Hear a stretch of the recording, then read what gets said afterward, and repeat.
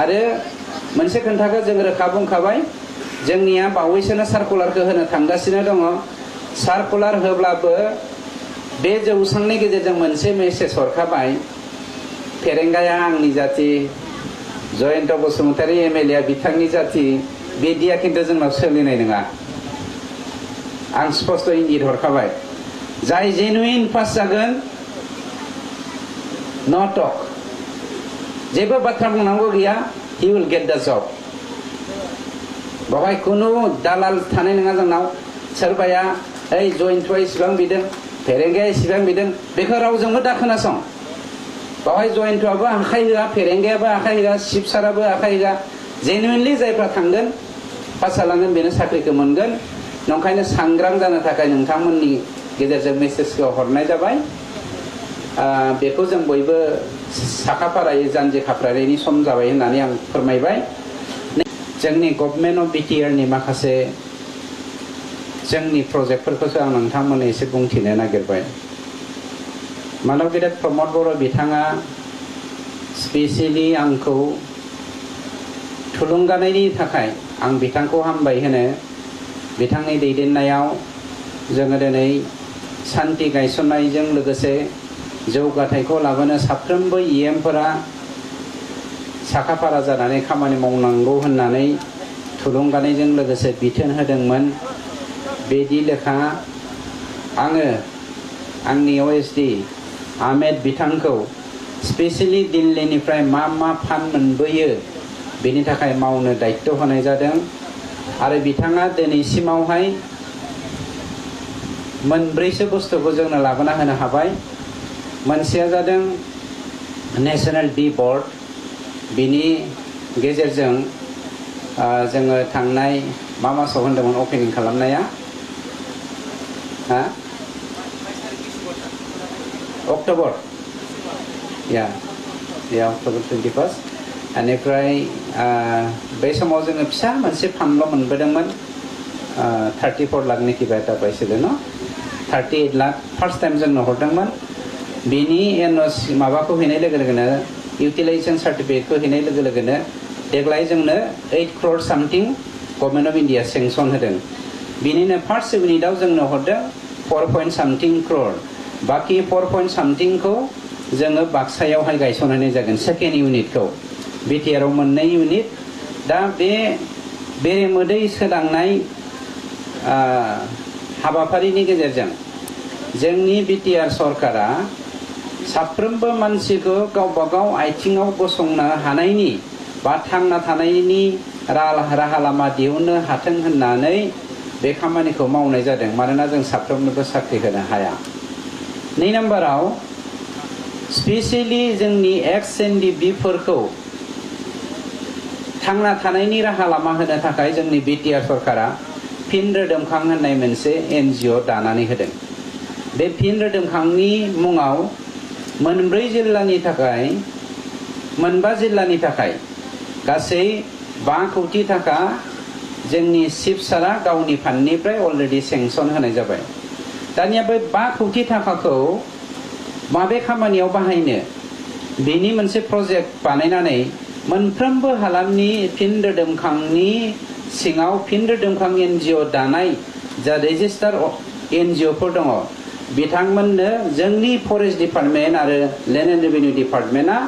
हा होनानै बिथांमोननो गावबा गाव थांना थानायनि राहा लामाखौ बानायनानै लाथों होनना होनायजों लोगोसे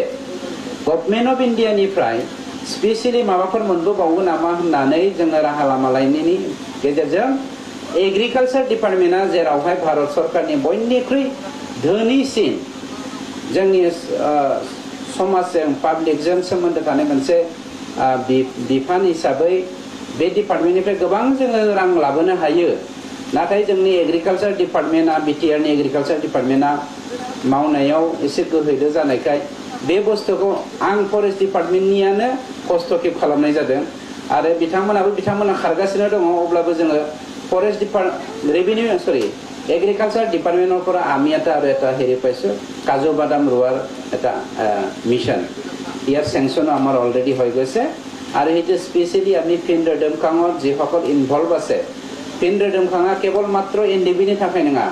जायफ्रा मावनो गोसो जानाय NGO थानानै हालामखौ जौगाहोनो जानाय गोसो जानाय साफ्रोमबो मानसिया बे फिन रोदोमखांखौ रेजिस्टार खालामनानै आंनि डिपार्टमेन्टआवहाय लेन्ड एन्ड रेभिनिउ डिपार्टमेन्टआव आमुक हाखौ एलटमेन्ट नांगौ होननानै बिबानो बिथांमोननो जोङो 35 बिगा एलटमेन्ट होनाय जायो आरो बेवहाय जोङो जोंनि डिपार्टमेन्टनिफ्राय फरेस्ट डिपार्टमेन्टनिफ्रायबो काजु बादाम गायनायनि हाबाफारिखौ जोङो बावैसोनो ट्रेनिं होनानै बिथांमोननोबो रांनि अनसुंथाइ होनो थाखाय रेडि जादों आरो जोंहा आरो रायमना नेशनेल पार्कआ जोंनिया दा 32 लाख 68 crore आहि आसे आया 68 लाख जोंना रायमना नेशनेल पार्कआव अलरेडि फैखाबाय रायमना नेशनेल पार्कनि थाखाय 88 crore অলরেডি दा सेंक्शन जानो थांगासिनो दं মই CSD সাহেবক কৈছো অনুৰোধ কৰিছো আমাৰ ডিঅসকলে অলপ লেহেমিয়া কৰে যোৱাবাৰ টকাটো গুচি গৈছে আকৌ মই আনিছো আনি পেলাই এতিয়া সেইটো NOC কি কয় ইউটিলাইজেশ্যন সাৰ্টিফিকেট পঠিয়াৰ পাছত আমাৰ 88 crore আৰু আহি আছে ফাৰ্ষ্ট ফেজটো আহিব তাৰ কাৰণে जोङो खोब स्पिडआव मावबानो जायो दानिया खोन्थाया जादों जोंनि BTC हालामाव मानसिफ्रा साख्रिनि दोहौ जानानै दङ साख्रिखौ माला होगोन आं दिनै रोखा होनसै जोंना MLA बिथाङाबो दङ बिथाङाव बे बुस्थुखौ मोगा मोगि जाबाय थायो थांनाय सरकारा जेब्ला गभर्नर रुल जादोंमोन NDB आ 30 एकर्ड खालामनायनि उनाव गभर्नर जेब्ला रुल जायो बे रुल जानाय टाइमाव सेंट्रल सिलेक्शन बोर्डनि एगेन्स्टै हाई कोर्ट होनानै दोनदोंमोन BPF आ बावहाय बेखौ दैदेनदोंमोन जोंनि माखासे BPF नि दैदेनगिरि बिथांमोना जायनि जाहोनाव जोङो साख्रिनि एडभार्टाइजमेन्टखौ होनो हायाखैमोन सप्तासेनि सिगां BPF आ जोंजों सेंट्रल सिलेक्शन बोर्डनि एगेन्स्टै केस होनायाव होनानै खारदोंब्लाबो बिथांमोना जों जेनबाय जोङो देरहानो हाबाय आरो